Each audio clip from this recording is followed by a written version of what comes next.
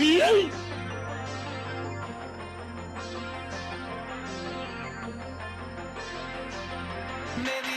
right, good morning, folks. What's going on? Today is Thursday, July 13th, 2023. Welcome to episode number 407 of the Simply Cyber Daily Cyber Threat Brief podcast. I'm your host, Dr. Gerald Auger, and over the next 45 minutes, me, you, Paul Savage, Funky Monk, Jenny Housley, Jazzy Jazz, Language Express, Jim Lund, Jamie Fleck, so many folks on YouTube, so many folks on LinkedIn, Simply Cyber Squad members, the Simply Cyber community, and you will be shredding the top cyber news stories of the day, and I'll be giving my expert opinion and analysis on each of those stories on what it means to you as a practitioner.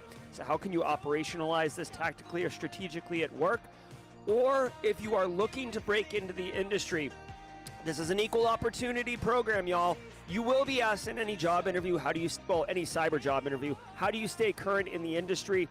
This podcast is a banger of an answer if you are engaged and listening, right? Just having it run in the background while you cook dinner, that's probably not going to qualify. But believe me, over the next 45 minutes live right now, we're going to be delivering the heat on what you need to know.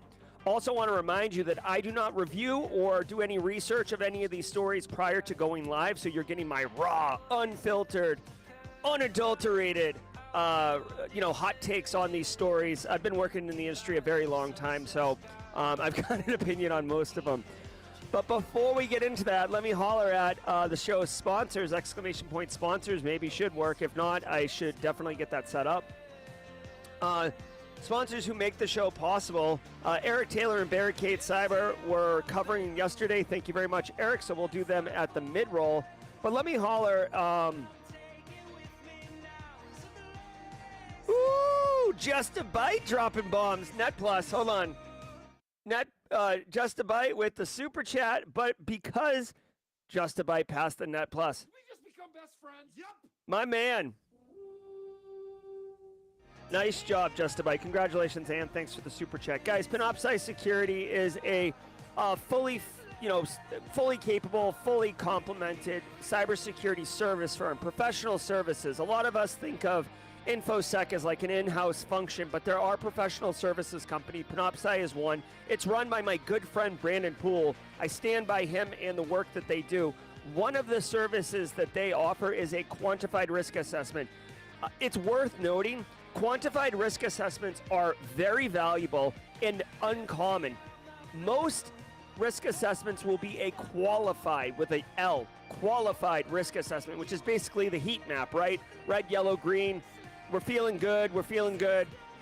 A quantified risk assessment is math, statistically sound. Hey, you have a 74 to 84% chance of suffering a ransomware incident next year with your current cybersecurity posture. Is that acceptable to you? Yes or no, right? And oh, by the way, a cyber incident is going to cost you on average $84,000 to $168,000. Is that okay with you? Now, when you're talking real numbers with the business, they can make real decisions instead of, hey, our risk is in the yellow-orange space. Would you like it to be green and blue? Like, what the hell? What's a business going to do with that? Like, yeah, I guess. So qualified does have its place. It is valuable for certain reasons, but a quantified one, it's like the major leagues versus the minor leagues. It's not even comparable. Check out Panoptcy.com. Links in the description below if you'd like to bring a quantified risk assessment to your business. Good to see you, Kuda Chimera. Thank you for the warm wishes. Also want to say shout out and thanks, guys. I'm probably going to make a video so I can just play it for you guys for the stream sponsors, because these three sponsors, Barricade, Panoptcy, and Antisyphon, they're locked in through the rest of 2023. So settle in, people, because this is who we have strapped our caboose to. Antisyphon training. I love Black Hills Information Security. I have more. This is a Black Hills Information Security shirt. Now that I think about it, okay? Love what they're doing. Antisyphon is their training arm. They have their practitioners, their red teamers, their blue teamers. They have an MSP. The staff that works at Black Hill are also the staff who are putting together the educational content for Antisyphon training. So you're getting hands-on practical operator experience educating you. Think of it like SANS, except it's way more affordable and way more cooler, okay? And no disrespect to SANS, they have their place, but if you're looking for, value and practical skills, Antisyphon training is dope. And John Strand himself, let's get the little John Strand emotes going. John Strand, elder statesman of the cyber industry and, legend. He teaches 3 different classes in here that are all pay what you can. And as those come out, I will make you aware. I'll change this read to tell you about that particular training when John makes them available. He does them quarterly, okay? All right. Also want to say shout out and love to Barricade Cyber, but more about them at the mid-roll. I want to remind each of you how many people we got in chat right now. 150 of you beautiful people coming in here. Yes, exactly. BSEC saying that quantified risk assessment equals funding from leadership. 100%. If you can give them metrics and numbers, that's the language of business. Straight cash, homie. All right. If you're live in chat with us, 151 of you, we'll let some people come in a little late. Hopefully we get up to like 250, 270. Let us know that you're here live. Hashtag Team Live. Why would you want to message in chat? Well, there's 2 reasons to message in chat. One, it's good for professional networking. You should professional network. It's hugely valuable. I've had a lot of people DM me lately, and they're like, I just had a guy last night. He's like, I just graduated with a master's degree in cybersecurity, and I got laid off the same day. What do I do? I'm applying, and I can't really get a job. I said, you need practical hands-on experience. He's like, I went to college. I said, yeah, I get that, but that's not enough. You need to do more, and I'm sorry to be the bearer of this news, but here are 5 different ways to get practical hands-on experience. Go grind, dig in. There's no easy button, my friend. You gotta put in the time, put in the effort, put in the energy. Lifelong learner. So also the daily cyber threat brief is worth half a CPE. So if you got certs, just a bite with the Net Plus. Although CompTIA, just a bite, so you know, CompTIA's policies don't seem to align with this podcast as a CPE. So just make sure you check your certification body's policies. But each episode, in my opinion, this is an instructor-led webinar by an expert. Okay, I hate to say that because it sounds like prickish or douchey, but I do know what I'm talking about, and I can lead a threat briefing, right? So this is valuable for professional development. So half a CPE, 2.5 a week, 10 a month. Be sure to say what's up in chat. Maybe take a screenshot so you can have evidence if you need it, if you ever get audited for whatever reason. All right. Oh, yeah, Eric Taylor. From the CISO series, hold on 1 second. It's cybersecurity headlines. All right, calm down. I set the music up so it forces me to cut myself back from jaw jacking at the first half. Guys, really quick, if you're on replay, hashtag Team Replay in comments. You guys always know what to do in the Team Replay. I love engaging with you guys over there.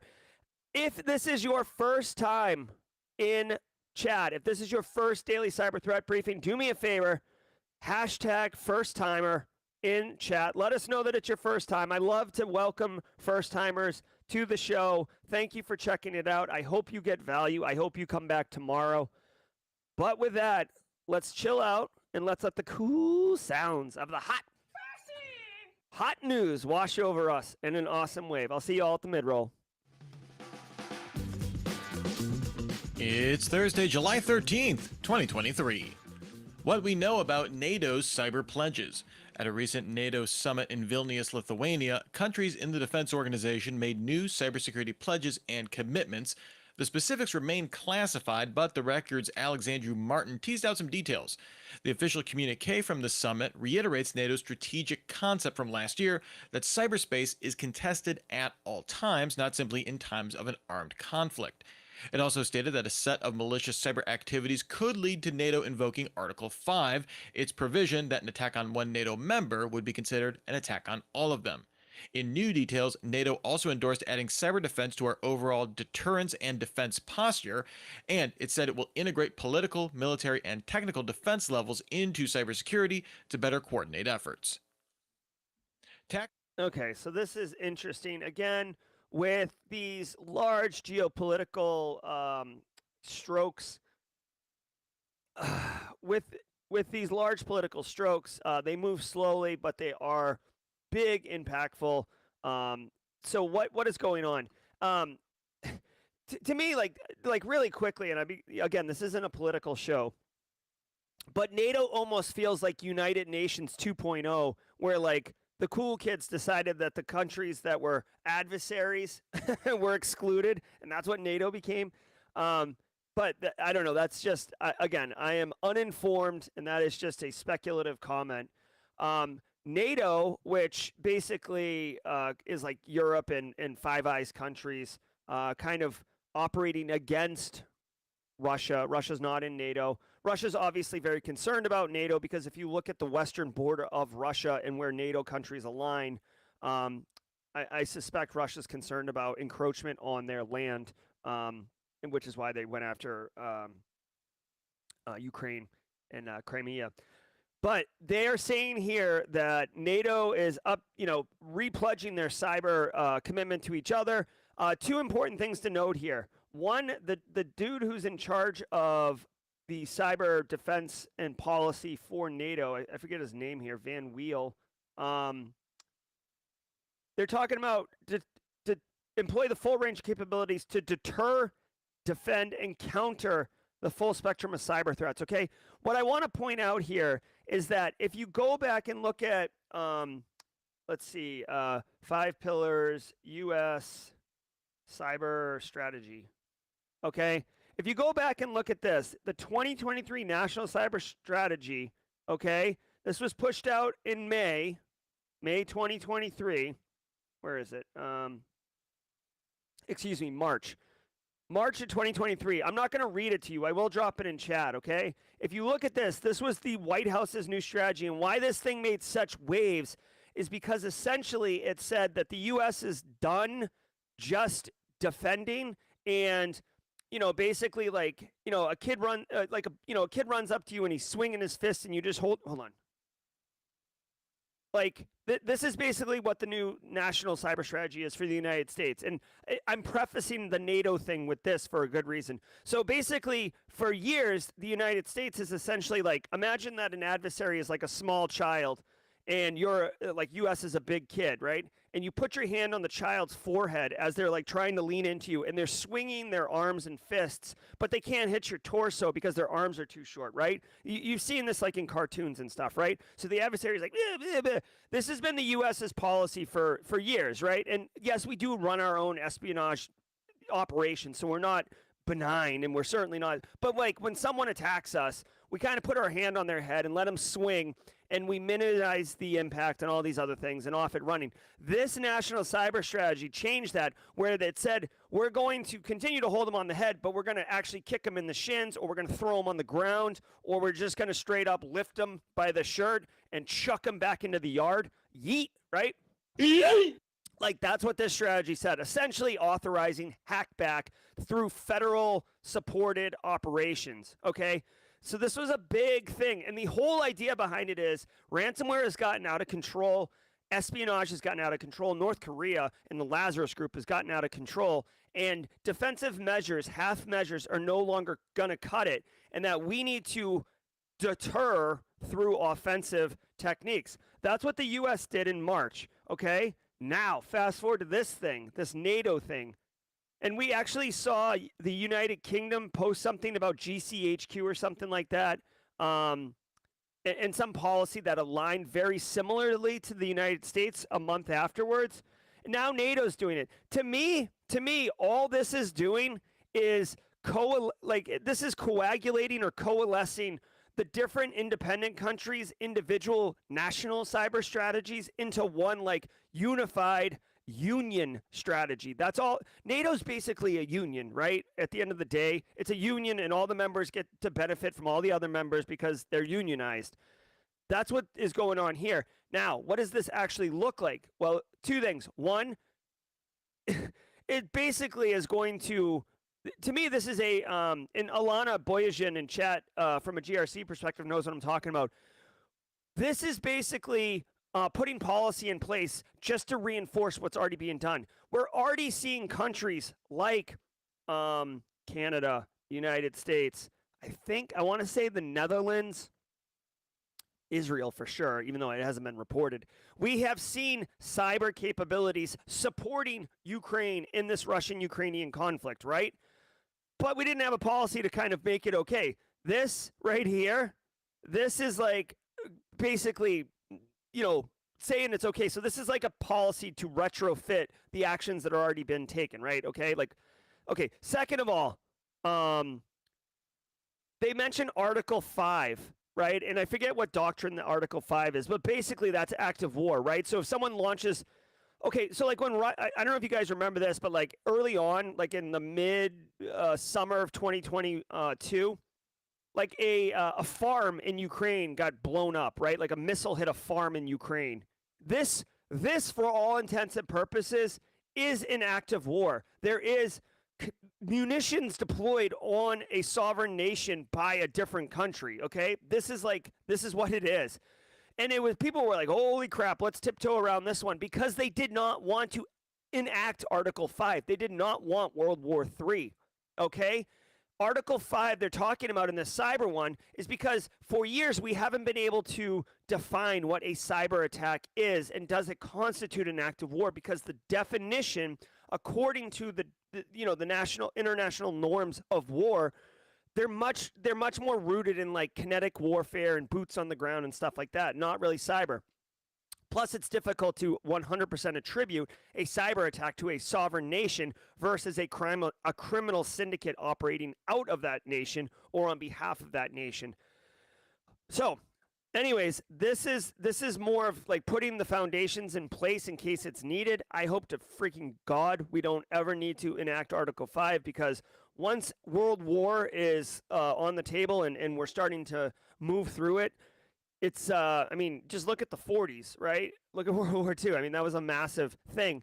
And if we had the Simply Cyber Cafe, I know Ukraine is not part of NATO, and Articles of 5 can't be enacted for Ukraine. Thank you, BSEC, for pointing that out. My point is that, actually, that's a good point, BSEC. All right, so the missile that hit the farm in Ukraine, that would not have enacted Article 5. But it's still technically, according to the United Nations, that would constitute an act of war. All right. If we had the SC Cafe, I could even go into more about my thoughts about this. So stay tuned. This is a perfect opportunity for the SC Cafe, which is a new channel I'm launching in September for much more informal conversations around cybersecurity. Let's keep going. Prep companies recklessly shared data. Back in November, an investigation by the publication The Markup found tax filing services like H&R Block and TaxSlayer shared data with Google and Meta through analytics tools. A congressional investigation based on these findings published a report confirming this data sharing. The report determined the tax prep companies added tracking tools like the Meta Pixel without fully realizing how tax filer data would be collected and used by third parties. Tax data remains tightly regulated. Lawmakers provided the report to several federal agencies, asking them to investigate violations for potential prosecution. All right, so not a big surprise here. I'm reading.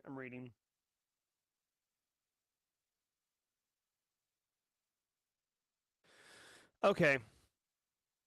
So, I mean, this is okay. This story is true. Tax data was sent. However, as I've said on the channel a million times, data is the new gold. Data is wicked valuable. Companies that are like big tech companies are all about sucking up like a vacuum cleaner all the data they can. And they might not even know what they need to use it for right now, but who cares? Just like stockpile it. Get the warehouse from Indiana Jones in the Last Crusade, right? Get that warehouse full of artifacts, or the Temple of Doom, whatever it is. Raiders of the Lost Ark, whatever.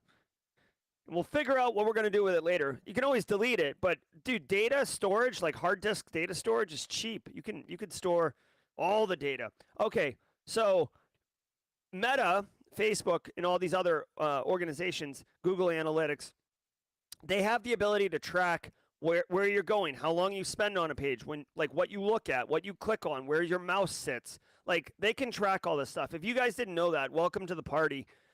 Your entire user experience on a website, it's documented. If you think you're being clever by scrolling on your phone, and then there's a really attractive person to you, or they're wearing something risque and you pause on it and look at it, they know how long you spent looking at it, right? They know exactly what you're doing. And which is fine, because what they want to do is create an experience that makes it so you don't leave the platform, or makes it so you see more of that content and potentially purchase something, right? Well, this is one of those intersections of a marketing engine and big tech data collection not factoring for what I will consider a fringe use case, even though taxpayer data is not fringe, right? There's regulations around it. But when big tech companies are making this data sucking system up, they're not looking at what kind of data it is. They're just saying suck up all the data. So taxpayer data from H&R Block and other tax prep companies got blended in and sent out to Meta and to these platforms. So this congressional report, I mean, like, it is important, and taxpayer data shouldn't be treated lightly. However, I feel like there is more important things going on, and all this is going to result in, if I had to tinfoil hat this and speculate, is that what's going to happen? They're going to do an investigation. They're going to find it's there. Meta's going to apologize. They'll pay some fine that will be negligible to Meta, right? $10 million, $20 million. Who gives a crap, right? Hey, Larry, go grab the petty cash bucket. We got to pay one of these stupid fines again. Like, that's what's going to happen. We're going to spend a lot of congressional, taxpayer money investigating this atrocity. And then Meta's going to pledge to fix the problem. And then they'll try. And if they don't, then they'll just pay another fine next year. So, again, I'm not... So they whatever. I mean, this is not nothing, and it is important. It's just like, I don't know. I'm almost cynical at this point and desensitized to this. What I will point out is that one quick thing, DLP, data loss prevention. If you've ever heard of DLP technologies, then you probably just like ticked a little bit from PTSD. If you've never heard of DLP technology, it probably sounds like a silver bullet. The whole idea behind DLP is that you put it on your environment, right? You put it like on the edge of your network, and any data going out that you don't want to go out, the DLP system stops, and everything else it lets go, okay? So think credit card information, intellectual property, these type of things. That was the dream we were sold. DLP is a pain in the butt. I have never, ever seen it implemented correctly. Typically, people get all geeked up and they install it, and then it blocks everything, and the business starts losing their mind. So then you slowly start paring it back, and the business is still complaining, but yes, and then eventually you just turn it off because you pared it back so far, it's actually not stopping anything that you want stopped, and it is stopping things that shouldn't be stopped. And you're like, you know what?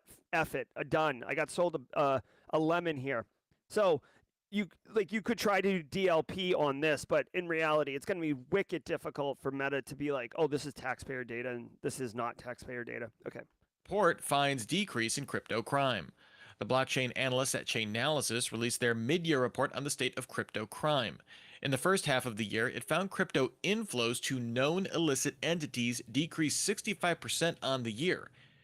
Hey, really quickly, I guess there's some comments about the audio. Let me know if it's my microphone or if it's the podcast. You have to be. I appreciate the feedback. I genuinely do. I get up every morning at 8 a.m. to do the show, so it's important for me to make sure that I'm delivering it. So just let me know in chat if audio volumes need to be adjusted. While flows to risky outlets, though not known to be illicit, decreased 42%.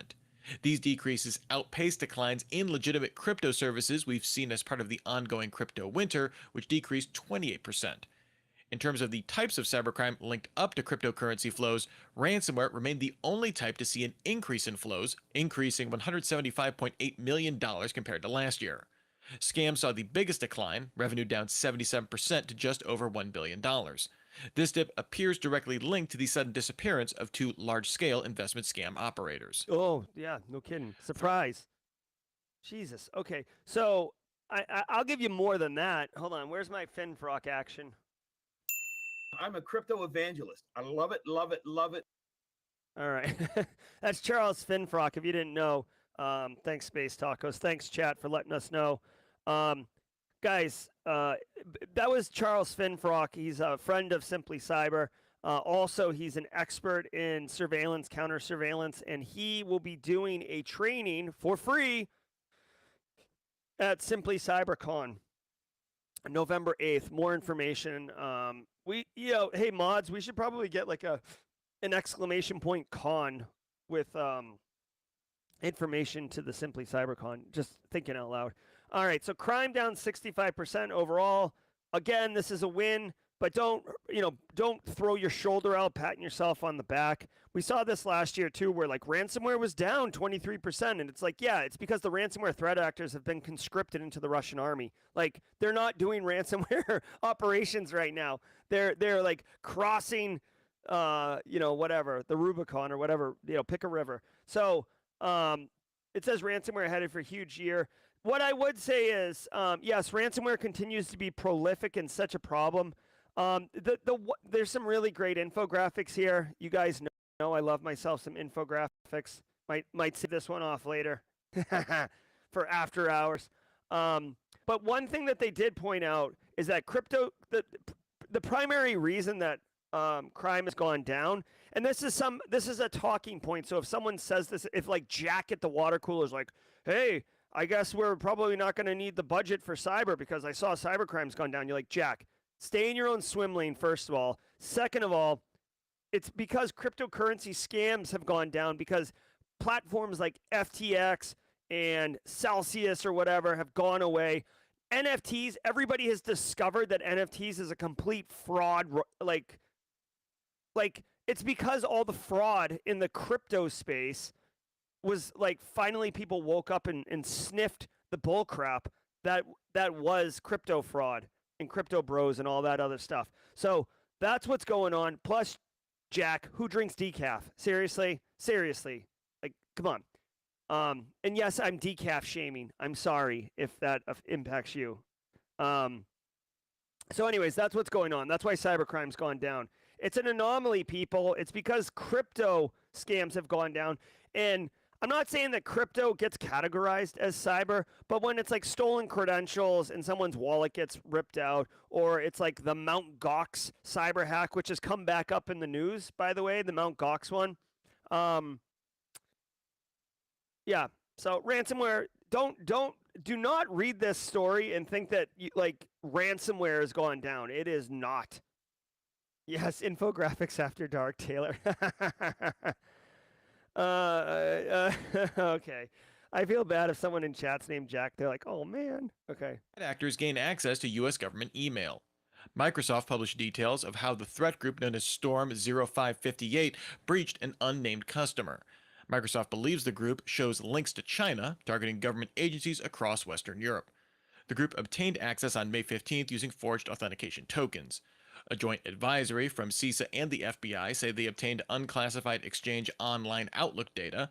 The impacted customer informed Microsoft it discovered the access on June 16th.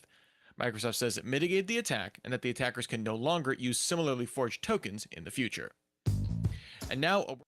Okay, so a couple things here. This story did...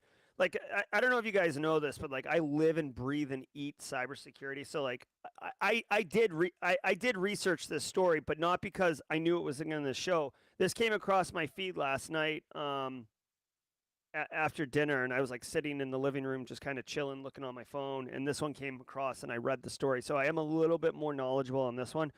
Couple things. One, they got into 25 email accounts. So like let's start qualifying what the actual impact was, or quantifying what the impact was. I feel like quantified is really more appropriate. It was unclassed data, all right? So not that it doesn't make it sensitive, but it was unclassified systems. It was only 25 accounts. It was a partner. So I don't think it was like the Department of State's email. I think it was like, like say Booz Allen or Deloitte or something, like some private entity that had access to those systems, right? So if you work for a professional services company and say you support the Navy, you very likely have a Navy.mil email address, even though you're not a military or civilian, you're a contractor, but in order to support their mission, you need that email address. So those seem to be the kind that were done.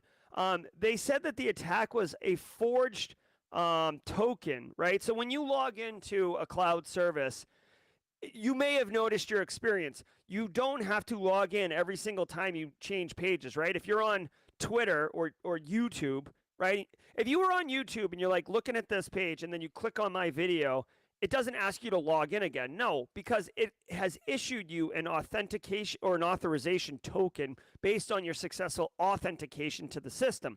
And you use that token. It's like a bat. You know what it is? It's basically like going somewhere, showing ID, showing all the things, and then you get like a lanyard around your neck for like a conference. And now it's like all access, all access, all access, right? Quick side note, you ever see that Simpsons where Homer gets the backstage pass all access for the concert and he's like going everywhere he wants? He goes like behind the concessions booth and like gets his own hot dog and popcorn. He's like all access. He goes in like the women's room because the line for the men's room is too long and people are screaming and he's like all access. Hilarious to me. Okay, the final thing I'll say here, I'm seeing this right now in the story. Kevin Beaumont proposed a theory saying that the acquired key must have come from inside Microsoft's internal network, simply because it was like kind of a magic key. That's how I feel. Like you can't easily fabricate a fraudulent token unless you have credentials to create that token. So this might have been some type of special key. I do want to point out Kevin Beaumont is an absolute treasure. He is Gossy the dog on Twitter, but apparently he is on Mastodon too. I don't know if he's going to be on Meta Threads or not, but this guy right here, Kevin Beaumont, definitely add him to your list. Like he is, you know what? I'm actually, so really quickly, I'll tell you guys about this later, but like, hold on, where is it? I have a Simply Cyber Telegram channel that I'll tell you about later, but I'm going to add Gossy the dog. I've been tinkering with the Telegram channel little by little and getting feedback from people, but Gossy the dog, when he posts something, it's absolutely something worth checking out. Also, Mr. Docs, I'm going to add to it as well. Mods, will you just please do me a favor and just type that in mod chat so I can remember, because I can't write it down right now. From our sponsor, Opal. Opal is the data-centric identity platform. Identity is one of the last great enterprise frontiers. It's fragmented with legacy architecture. Opal's mission is to empower enterprises to understand and calibrate access end-to-end. The best security teams from companies like Databricks, Figma, Blend, and Drata use Opal to identify security for scale. That's opal.dev. Okay, so really quickly, Mastodon is like a it's what most of InfoSec Twitter went to when Elon took over Twitter. But it's like kind of it feels like MySpace. It's kind of like a janky social media service that's federated. So there's multiple kind of servers, Samantha S. But I am hoping beyond hope that Meta Threads takes off because I like it. Chris Weaver, whoa, really quickly. Chris Weaver, first of all, thanks so much for being here, Chris. Second of all, that blue Simply Cyber Squad logo looks good on you. And third, Chris is a diehard, dyed in the wool Team Replay member. So Chris, coming at you with Team Live. Great to see you. All right, guys, it's the mid-roll, so we do the same thing here every day. So if it's your first time, settle in. And really quickly, I'm sorry, my Threads URL or whatever you want to call it is this right here. Also, my Threads account is Simply Cyber, but I'm doing a lot of personal stuff on there too. It's like personal and professional. All right, let's do the mid-roll. Guys, I want to thank the show's sponsors again, Panoptcy Security and Antisyphon. I am so blessed and so fortunate to have such an amazing community like you guys to share Simply Cyber with, but also the stream sponsors. This is 3 companies that are absolutely fantastic and sick. Barricade Cyber, you guys know it, but I want to tell you, Barricade Cyber and Eric Taylor are dedicated to helping businesses from cyber attacks and recover from the damage done.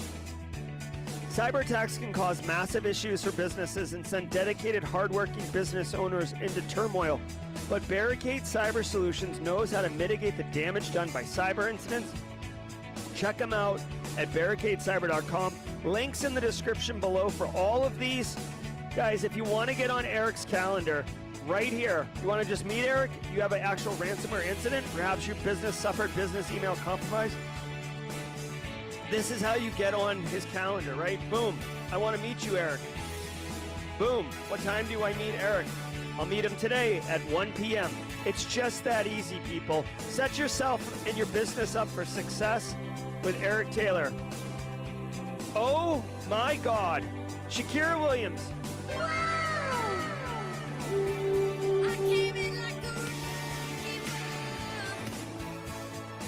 Okay, hold on.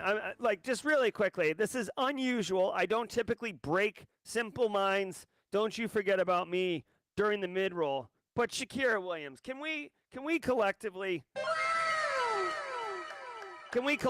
celebrate this? Great job, Shakira. Very happy for you. Like, genuinely happy for you.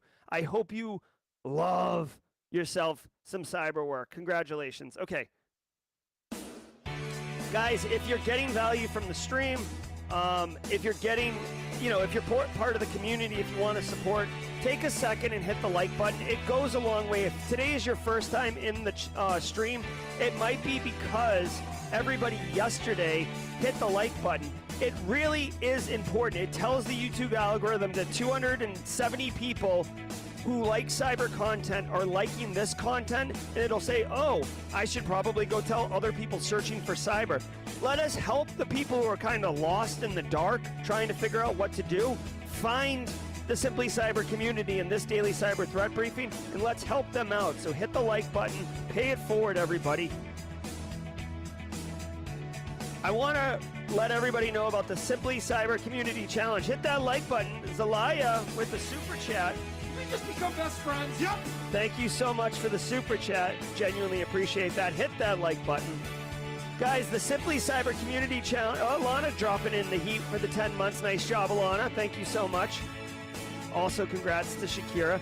Guys, the Simply Cyber Community Challenge is an ongoing initiative to enable members of the Simply Cyber community to build a meaningful and impactful social professional network. Right now, Jim Lund has the baton. He went online yesterday and posted his cyber story, hashtag Simply Cyber Community Challenge. Jim did an amazing job. I loved his post. I read it last night in bed. And it's awesome. So Jim Lund, if you can. Yeah, James McQuiggan with a...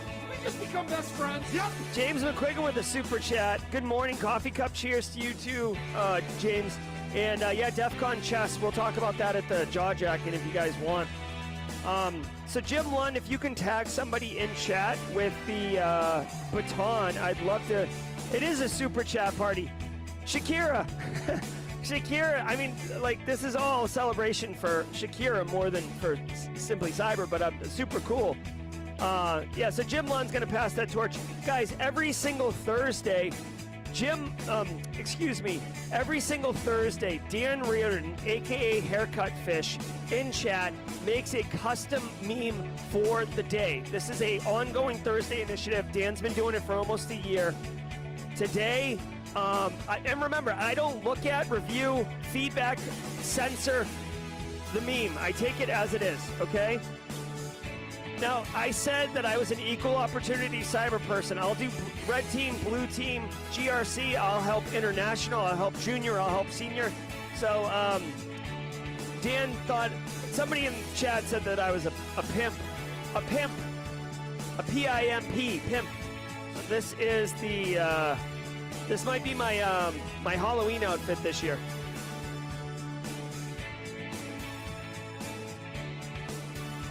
All right.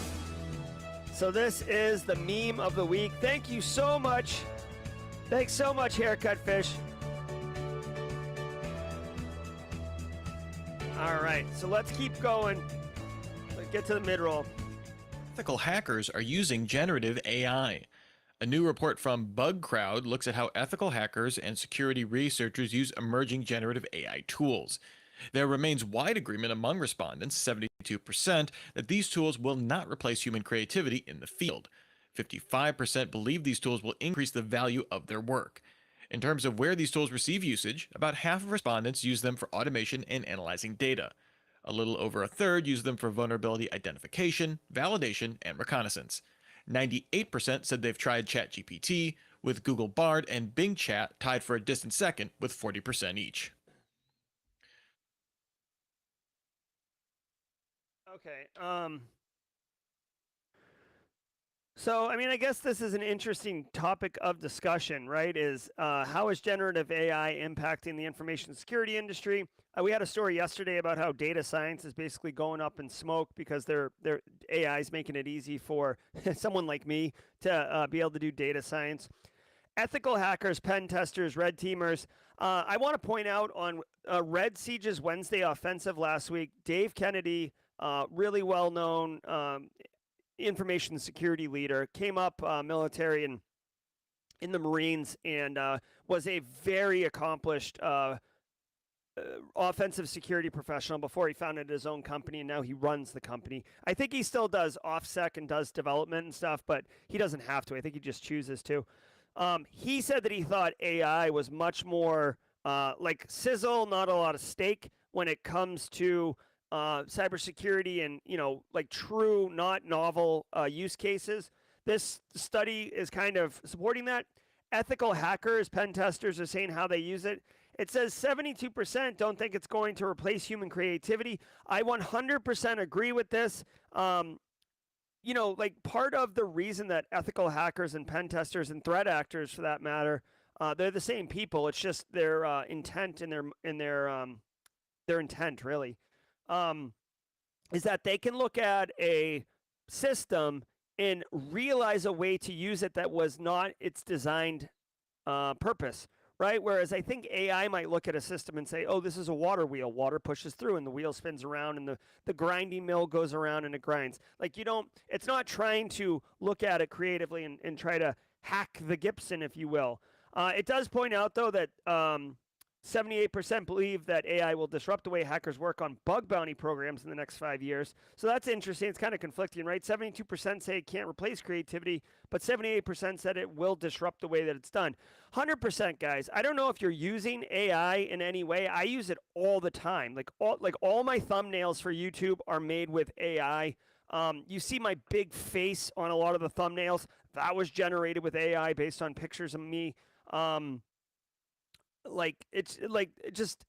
It's all over the place, okay? But I don't think it's going to replace creativity. If anything, here's how I see AI working, okay, in general. AI, like, here's why I think you, Jamie Fleck, or Shakir Williams, or Kimberly McKnight, or Jerry Auger, whoever, here's why I think you or we should learn AI and be somewhat competent at it. It will make you better at your job. It will make you faster at your job. It will give you a competitive advantage over your other human peers who do not know how to use it. I visited some friends recently who don't work in tech, and I said, hey, have you played with AI? And they're like, one of them was a nurse. She said, no, I don't even know what you're talking about. Okay. The second one was a chef. And he's like, I messed around with a little bit, making the pictures on Midjourney, but that's about it, just playing with it. And I said, okay, you know, like, are you hearing about it or how people are using it? They had no idea. So, like, even though for us, right? Shall we play a game? For us, we see it as like it's every day up in our face, and how's it going to impact our ability to secure systems? And is it, you know, Judgment Day and Terminator movies? But, like, the greater society, they're not like mom and pop and John and Susie Q Public. They're not really seeing it, at least in my anecdotal research. So again, this is an opportunity. We are transitioning into the AI age. I firmly believe that. So this is an opportunity for us to giddy up on this and use it to make ourselves better, faster, more effective with our jobs. The other thing I'll say about this one, and this is really, really recent, and I'm going to definitely go here. I'm going to spend a lot of time at Red Team Village this DEF CON. Jason Haddix, who's like a really well-known bug bounty, ethical hacker, pen tester guy, really great guy. If you don't know Jason Haddix, I'm going to drop his name in chat right now. You can Google it. He'll come up. Jason Haddix, wicked nice guy, super awesome. He has the bug bounty hunters methodology framework. I think I might be getting that wrong, but it's definitely a methodology, bug hunters methodology or whatever. Follow it. Dude's awesome. Follow him. Dude's awesome. He's actually leading the AI Village, which is a sub-village within the Red Team Village at DEF CON. And I know it gets complicated. If you've never been to DEF CON, it probably sounds like a popsicle headache Inception movie. But just think of DEF CON as a conference of conferences, okay?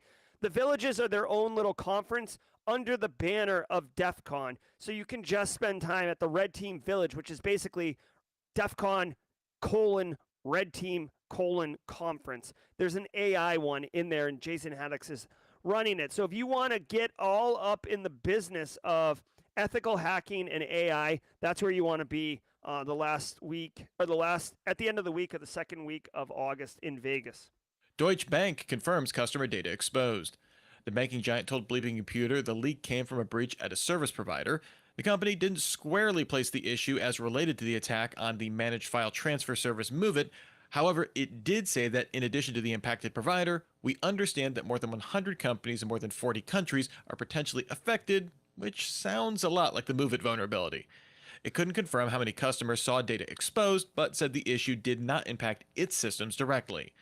The German newspaper Handelsblatt said the issue at the service provider also impacted other financial services company, including Commerzbank, Postbank, Comdirect, and ING. Okay, so... Okay, guys, you ever seen the videos? They're like tough to look away from, but it's like video of like caught on camera, or you won't believe this. And one of them is always like the large container ship or the cruise ship, and it's coming in too fast into port, and it's going really slow from our perception, but it's got so much weight that when it hits the bridge or it hits the dock, it's just like, right? You guys know what I'm talking about? This MoveIt, like Progress, MoveIt, vulnerability, ultimate exploit, and massive data exfiltration, it is the equivalent of that cruise ship, plodding along and just destroying the crap out of a pier. When we had things like Log4j or Proxy Shell, right? It was like, oh, the internet's on fire. Everybody, all hands on deck. Come on over the weekend. Like, let's get a vulnerability logo spun up, right? And then, everybody's pants are on fire. And then, after a week or two, it's cool. With the MoveIt, yes, Huntress did their work and it was hot for a second. But to me, it never reached like that incendiary level of like, holy crap. Even though the United States government has issued a $10 million per person bounty on the Clop ransomware gang threat actors who are behind this massive attack.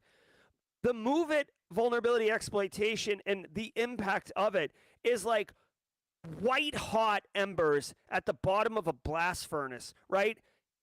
It's not as incendiary as Log4j or whatever, but the impact is undeniably way bigger. Way bigger. Like, so many major Fortune 500 companies screwed. Major first world powered countries impacted, right? So much, in fact, that Clop ransomware doesn't even know all the victims they have. They've literally just posted a bunch of crap on the dark web and said, like, if your stuff's here, it's like a lost and found. Like, if you see your things, let us know it's yours, and then we'll charge you for it. Like, that's how much crap they have. Deutsche Bank, the financial services, they're not happy. ING, some major players in the financial services space, like well-known institutional names, impacted. I had no idea that Progress's MoveIt software was that widespread and widely implemented. I had never heard of it prior to this incident. But this is just the attack that keeps on going. So I don't know exactly what is going to come of all this, but expect to get several pieces of identity theft protection. Don't worry about your identity. It's going to have like triple protection by the time we're done with this. You're going to look like the kid from A Christmas Story going out to walk to school with all the warm clothes and the scarf that covers his head, and he can't put his arms down. All right. Proton expands encrypted cloud storage. The privacy-focused online service company brought its end-to-end encrypted Proton Drive service to Windows desktops, now offering a dedicated app. It launched Proton Drive in September, but limited it to the web and mobile apps. A beta for a macOS app will become available soon. Proton's zero-knowledge cloud storage remains differentiated from rivals like Google Drive and OneDrive, although Dropbox plans to offer a similar solution to business subscribers in the near future. All right. Broadcom.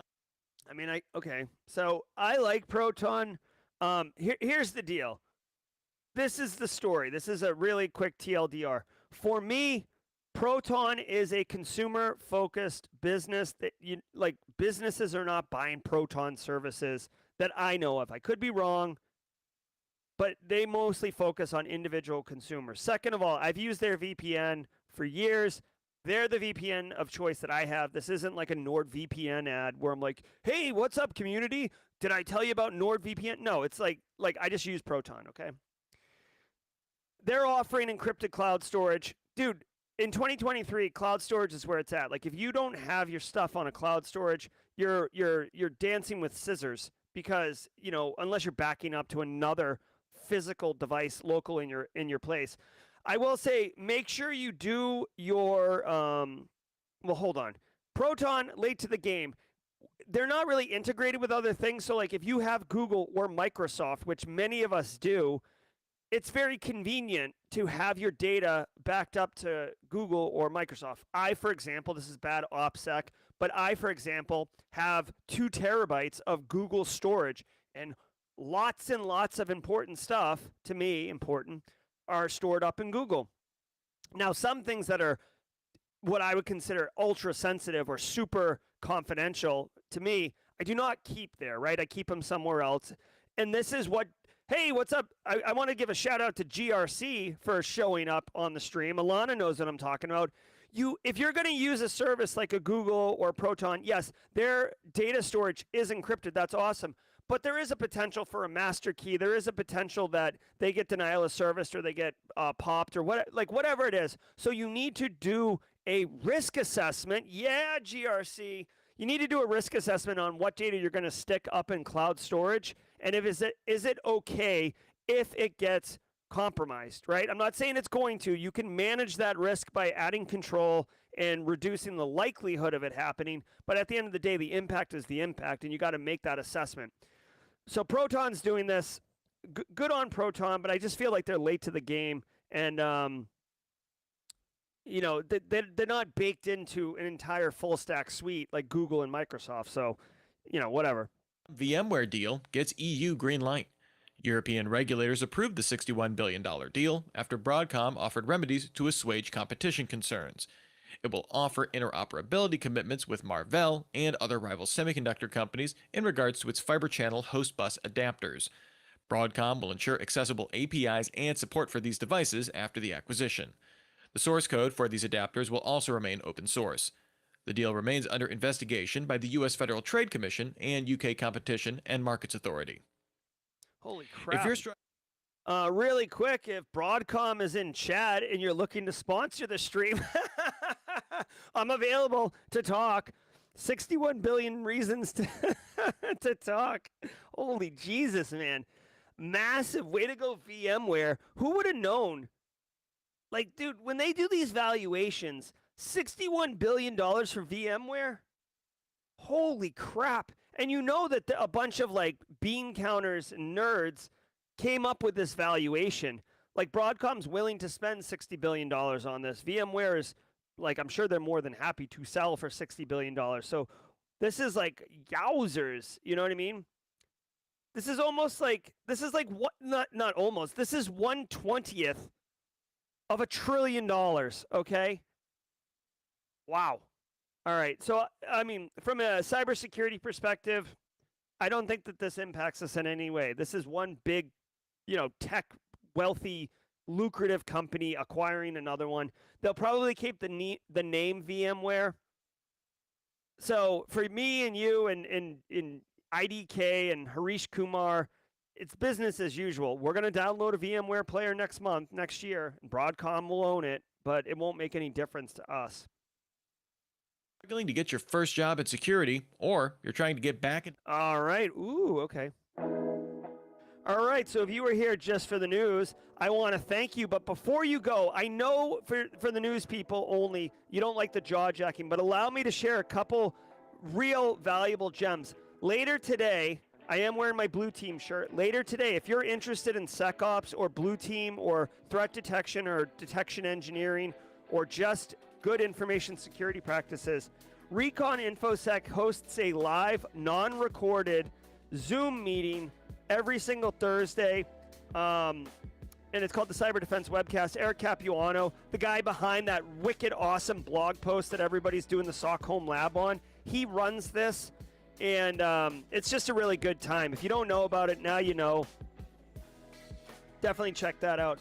I told everybody earlier today about the Simply Cyber official Telegram channel. If you're on Telegram, you want to check it out, come check it out. It's basically like an information security roll-up.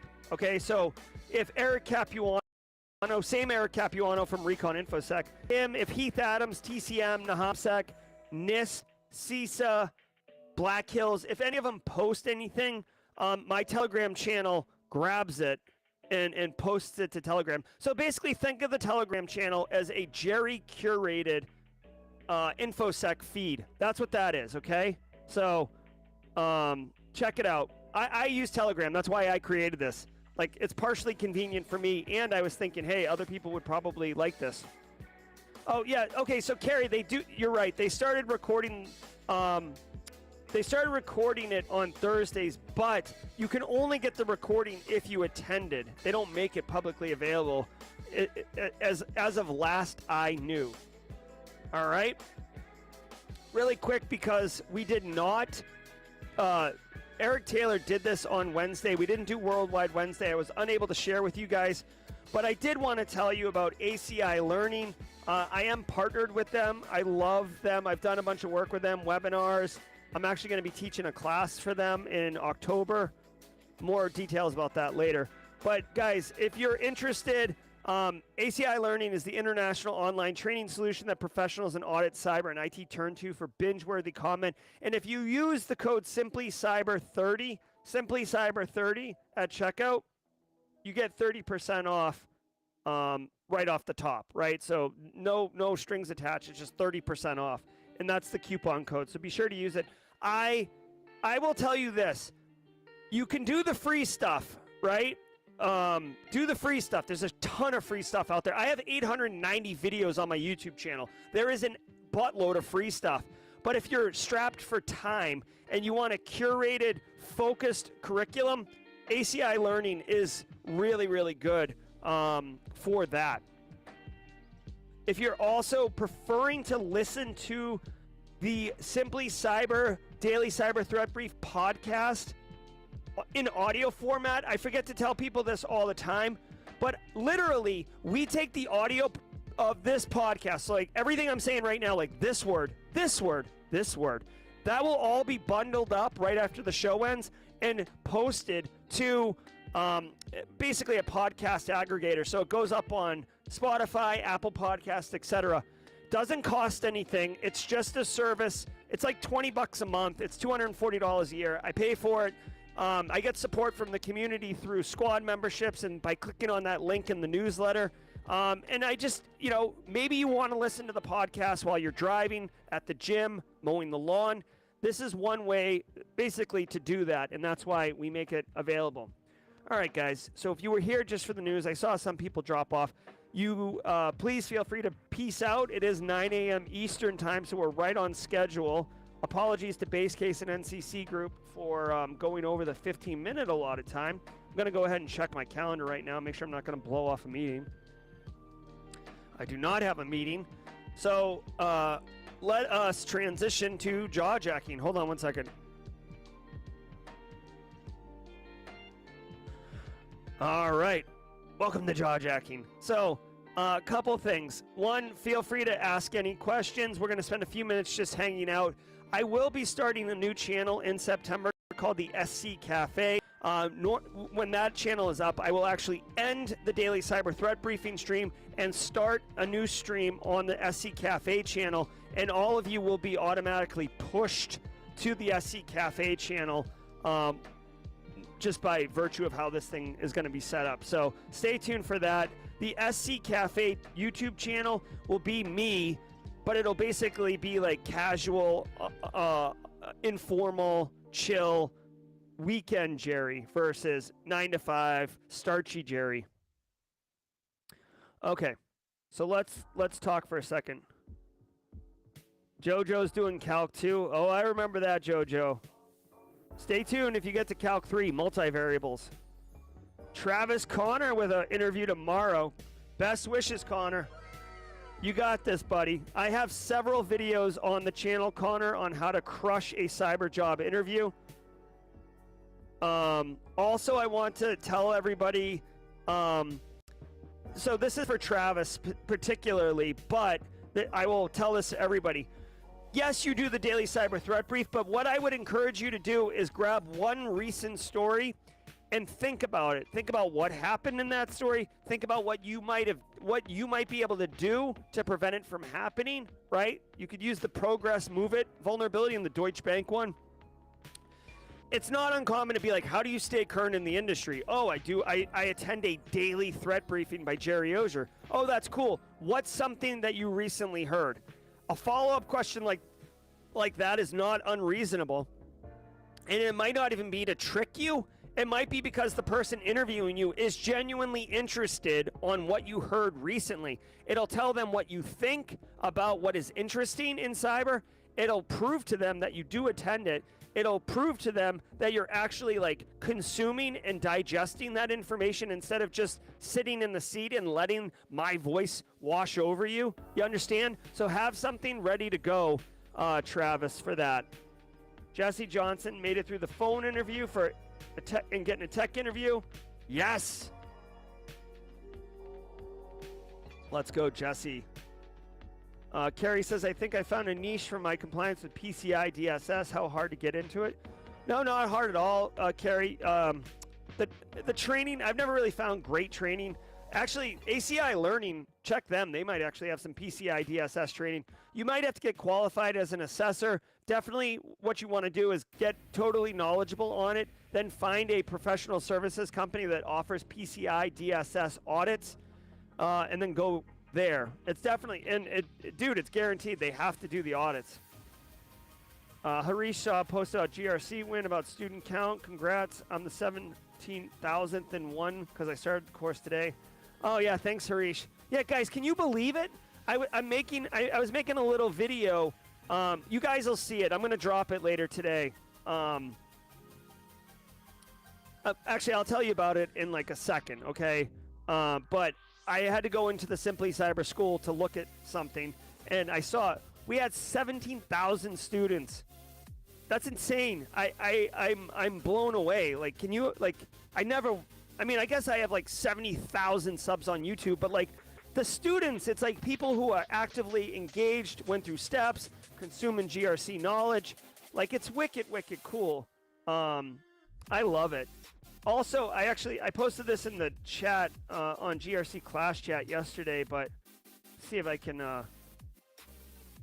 copy this. If you guys are interested, this is like, you don't have to do this. You don't have to do this, but if you have a second, if you took the GRC course and you wanted to provide feedback, I actually signed up for this this service, like software as a service, to kind of collect testimonials or collect reviews so that I can make it easy to show.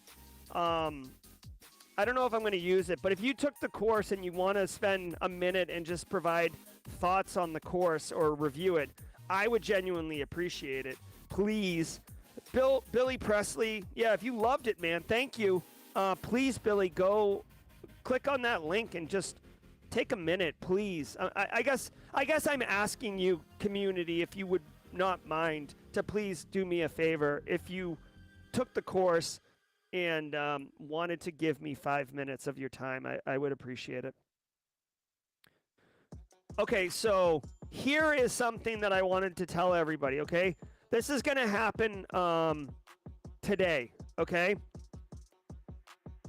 Hold on one second. I can't deal with this. This is going to happen today. So later today, like probably like in an hour, I wrote a book, okay? And before we get too excited, it's like 15 pages, so it's like one of these micro PDF books on Google Drive, right? That's like very popular right now, but whatever. I wrote a book, okay?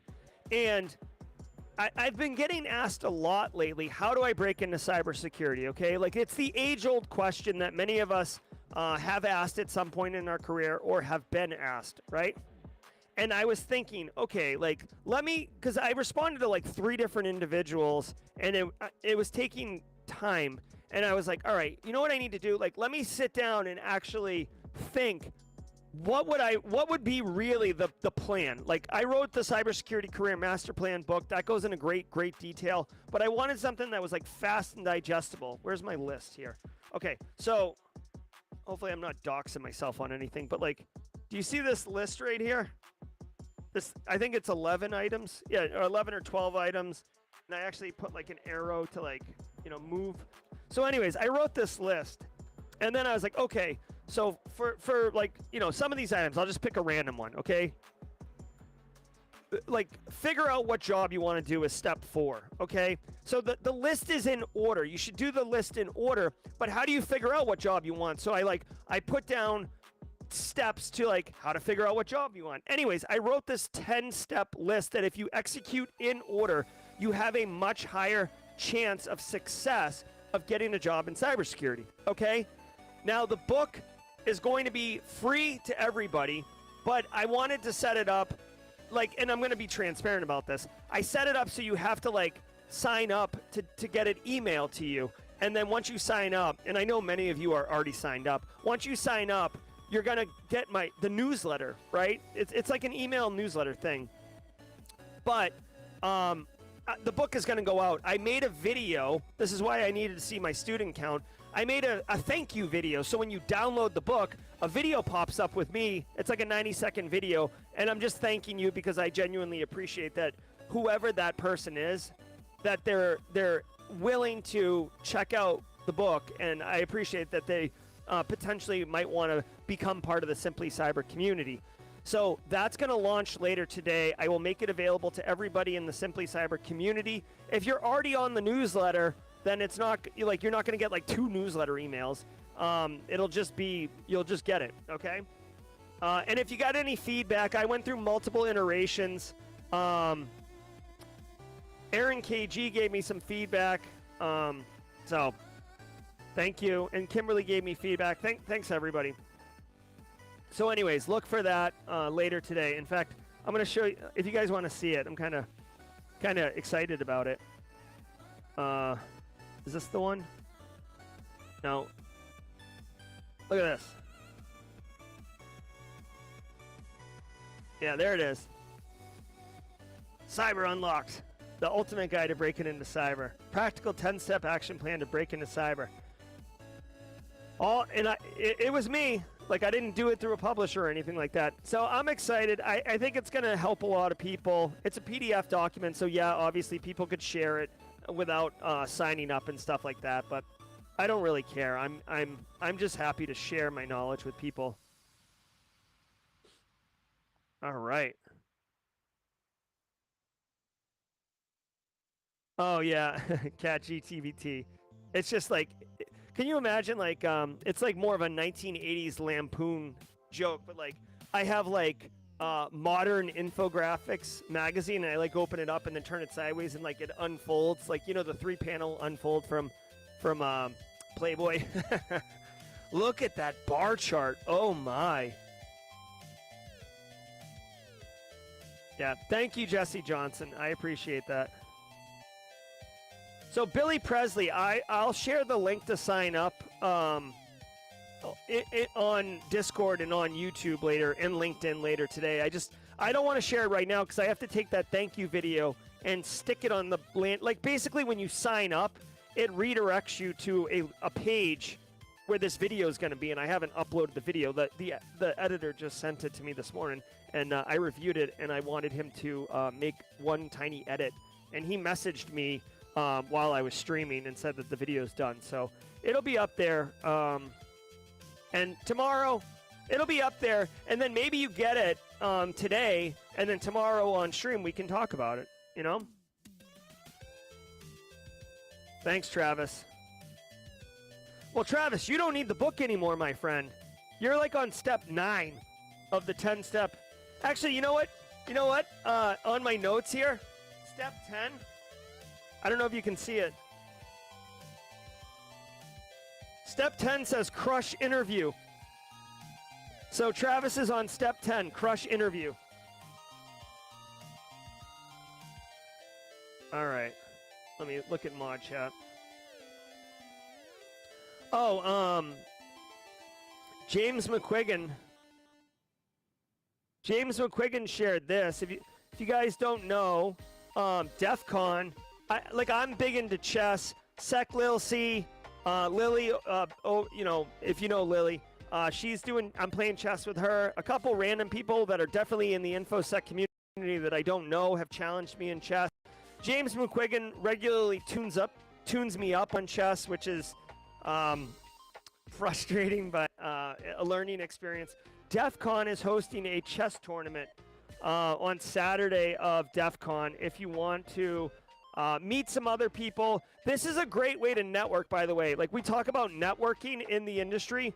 I'm not saying pretend to play chess so you can network. What I'm saying is, if you play chess and you want to meet some other people in the industry, this is an awesome opportunity.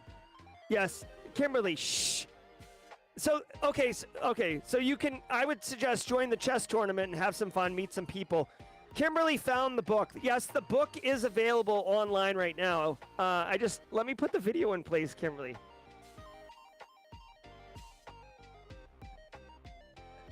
I will tell you, like, 17 people have already downloaded the book, and they found it. It's not supposed to be found yet, but like, you can't stop InfoSec people from digging. So good on you, InfoSec people. So here's the link to the chess tournament at DEF CON if you want to play chess at DEF CON. Nice, good job, Dash. I hope it's good news. Yeah, that sucks, Bill Presley, but yeah, at the same time, it's like, it's already done. When I was in Barrow, Alaska, which is like it's in Inupiaq village, there's no roads into it. You have to fly into it.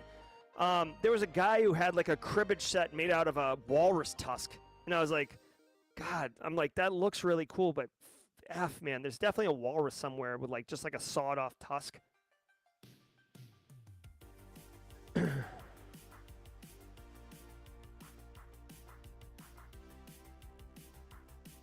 Nice, Jose Alfredo. So Esteban picked up the Simply Cyber Community Challenge. So Esteban, please, go on LinkedIn, share your cyber story, and use the hashtag Simply Cyber Community Challenge. Jeffrey says, did they also find your Google Drive? No, they didn't find my Google Drive, thankfully. Guys, I've been teasing on the channel for months about getting more time for Simply Cyber. It might be coming. Also, I'm leaving the remote studio. Tomorrow's my last day from the remote studio. I will be returning to the primary studio, and probably in the next couple weeks, getting into the brand new Buffer Auger Flow presented by Red Bull studio, where we're really going to launch to the next level. Like things like the SC Cafe YouTube channel, my Cyber 101 course, some of these other initiatives that I've been talking about, getting more time coupled with the Buffer Auger Flow YouTube studio is, it's all coming together at the same time. It's all coming up Millhouse. See, look at, guys, I don't know if you can see what Dash says in this thing, but, and if you're listening on audio only, Dash said, Dash got the interview through networking, didn't apply for the job, but got an interview from networking. I'm telling you guys, networking is so unbelievably valuable. And I can't tell you that if you network 3 hours a day in 6 weeks, you're going to get 2 interviews. You can't do that. It's very organic, okay? Yeah, Alana, if you can believe it, this is 5 weeks. I've got an 18-hour drive on on Saturday. Can we get you to publish a France press coffee infographic? A French press coffee infographic? Yeah, maybe. Yeah. Oh, I am going to make a bit of a concession. So just so you guys know, at Black Hat, I do the daily cyber threat briefing live from my hotel room. It's like 5 a.m. there. I bought a portable tea kettle, and I'm going to bring Starbucks via instant coffee packs. I know it's not what I want, but being real about my travel kit, I can't bring the French press and have like coffee beans and grind and all that stuff. So we do what we can. We make concessions when we have to.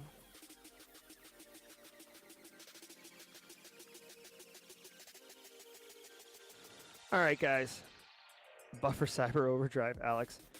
Guys, this has been great. I hope everybody has a lovely Thursday. No live stream at 4:30 today. I didn't schedule one intentionally because I knew we would be circling the wagons to prepare to get out of here. So I wanted to make sure that I had time to commit to my family for that.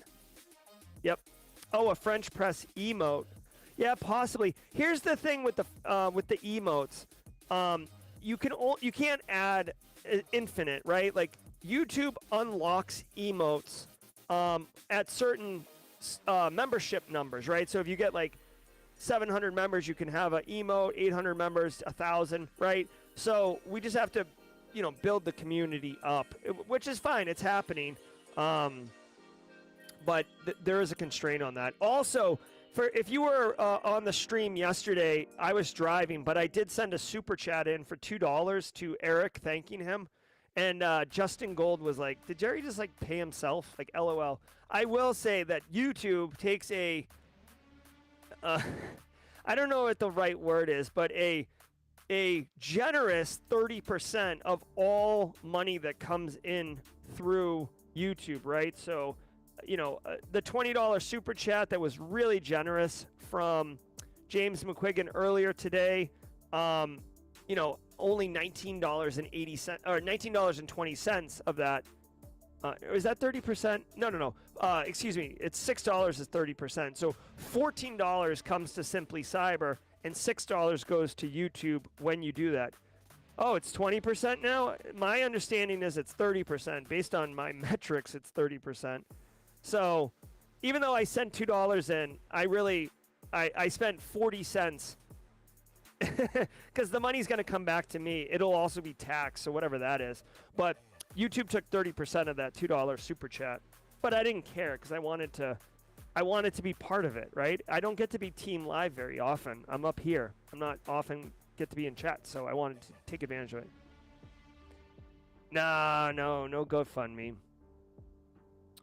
But I will say, you know what I will say, guys? So if you don't know, I send the newsletter out every single week. And in the newsletter, I've started adding a link to a story that's like a sponsored story. So if you click on the link, I get like $1 per click, right? And the idea is that the newsletter costs $1,100 a year. And by clicking on the link, you can help support it. I'm going to just show you this. I don't even, I have nothing to hide, right? So, can you see this? So this is it. So 76 clicks over the last 2 weeks. So you can see this is tied to where, when the newsletter goes out. So I guess, last week, 13 people clicked on it. And then the other day, 37 people clicked on the link on Monday. So, and I don't mind. I'm not going to require people to click on this. in order to consume the newsletter. The newsletter is free to everyone and anyone. And if you want to support the channel, you can click on the link, or if you want to support the newsletter, you can click on the link in the email. It's simple as that. I am happy, though. I send the newsletter out to 3,500 people. Of the 3,500, I'd say like 1,500 open the email. I think a lot of people, it's going to their spam filter, but, you know, it is what it is. Can you put the support link in the description? What do you mean? So, like, yeah, I mean, I guess I could. You know, we could even do a sponsor post of the day and just drop it in chat every morning and click on it. Click on it. I don't know. Let me know if we could figure it out. Where do birds keep their photos? On the cloud. Nice, Carrie. Hashtag dad joke. You should, because it's good stuff and it's free. Require the free clicking. Space tacos. Thank you, Alana. I'm glad you read it. Guys, I don't send the newsletter out for like marketing purposes. A lot of businesses, if you don't know this, a lot of businesses have a newsletter. It's for marketing purposes, right? They deliver a little bit of value, but the idea is that like they'll tell you about their product and whatever. I send the newsletter out to deliver actionable intel. And I have like one cool thing at the bottom, which I think is pretty snazzy. And occasionally I'll promote, like, if the GRC course having a sale, I'll put that in there and stuff like that. But for the most part, it's a community service, just like the Simply Cyber Daily Cyber Threat Brief is a community service. Hey, here's a fun fact for the 168 diehards that are still in chat. Here, like, just to really make a point, okay? I was approached maybe 5 months ago, by a business, and they said, we want to buy the Daily Cyber Threat Brief. And I said, what do you mean? Like, my channel? And they're like, no. We want to buy the Daily Cyber Threat Brief. We'll give you X amount of dollars, and you still do the Daily Cyber Threat Brief every morning like you always do, but we put it behind a paywall. So you'll get paid out, but then we'll make a return on the investment, because basically people will have to pay to get the Daily Cyber Threat Brief. And I told them very professionally and very politely, no. Like, that's not what we're doing here. So I appreciate the opportunity. It was nice to have this conversation. I'm glad you see value in the Daily Cyber Threat Briefing, but that's not what we're doing here. If you'd like to start your own competitive daily news briefing, go for it and charge. But what we're not doing is paywalling the Daily Cyber Threat Brief. And, so anyways, that's the thing.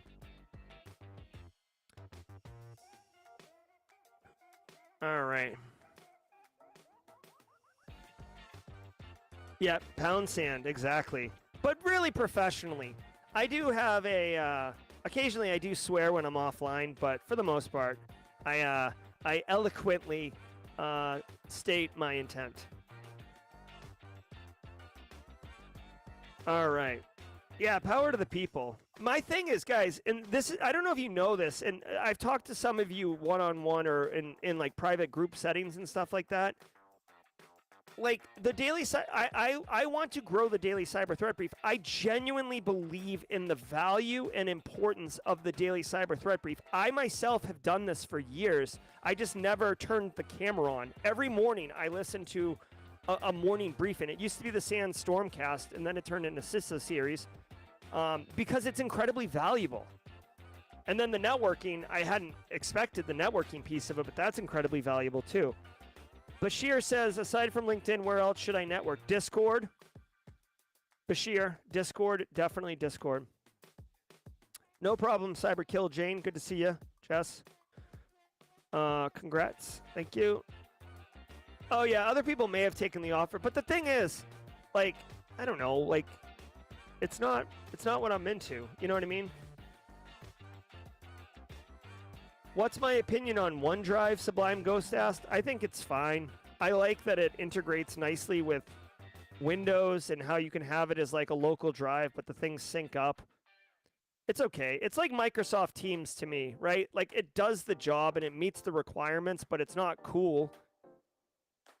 That's what OneDrive is to me. Like Microsoft's product suite to me seems like somebody who was not like an old, like this is going to sound awful, but like somebody who was like a little bit older got a list of requirements and wrote technology that meets the requirements, but they didn't have like a UX engineer working with them.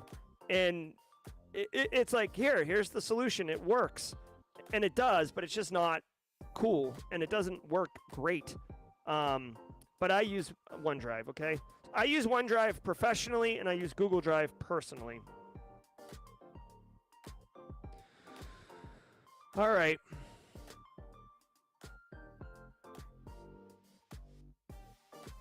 Yeah, here. You know what I might do? Like, let's do this really quickly. I'm kind of curious from a metrics perspective. If you guys want to do this, this is more of a curiosity than anything. What is that? Oh, right, here. Let's do this one. Okay. Let me do this. Hold on. What the crap? All right. So this is a webinar.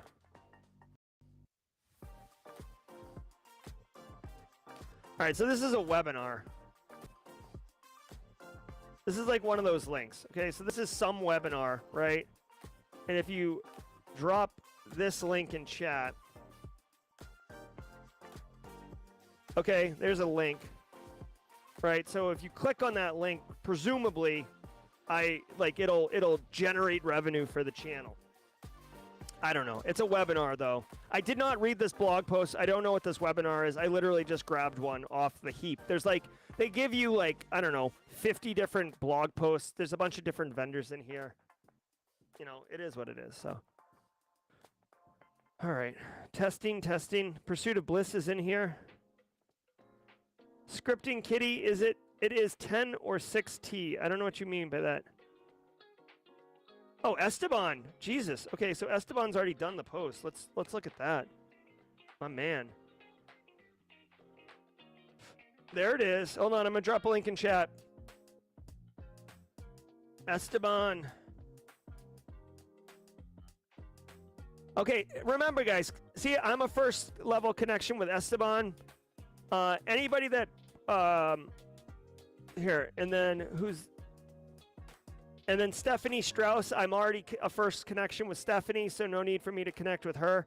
But here's the point. The trick is, comment on here. I'm not going to comment on stream right now because I actually want to read it and then make a meaningful comment. But grow your network, people. This is the Simply Cyber Community Challenge. It's awesome. Thank you, Esteban, for taking this responsibility seriously. All right, guys. I want to thank you all so very much for spending an extra 30 minutes with me. I genuinely appreciate it. Love hanging with you guys. Looking forward to the Simply Cyber Cafe as we get a little bit closer. And that's going to do it. Go out and slay the day if you can. Remember, keep an eye out. Later today, I will be sending out messages around this ultimate guide to breaking into cyber, the 10 steps. I wrote it. I feel I believe in what I wrote. I didn't just like throw some shit. Sorry, Kennedy. Sorry, baby base case. I didn't just throw some crap down. So cool. All right, Dash is on the volunteer list for tomorrow. Cool. Space Tacos knows what I'm talking about. All right, so that's going to do it for today. Yeah, everybody be good. Go out and crush it. We'll see you tomorrow at 8 a.m. Eastern Time. Be good, and thank you all so very much for the support. Bye. Everybody, I hope you enjoyed that content. Keep the cybersecurity train going by connecting with the other Simply Cyber community resources. We have the Discord server that's lively and always keeps the conversation going. You can connect with me directly on LinkedIn. And also every single weekday morning on the Simply Cyber channel, we're doing live daily cyber threat briefings, 8 a.m. Eastern Time, as well as Thursday at 4:30 p.m. We're doing live stream interviews with industry experts, and we produce videos that we push out every Wednesday morning. I'm Jerry from Simply Cyber. I hope you enjoyed the content, and we'll see you in the next one.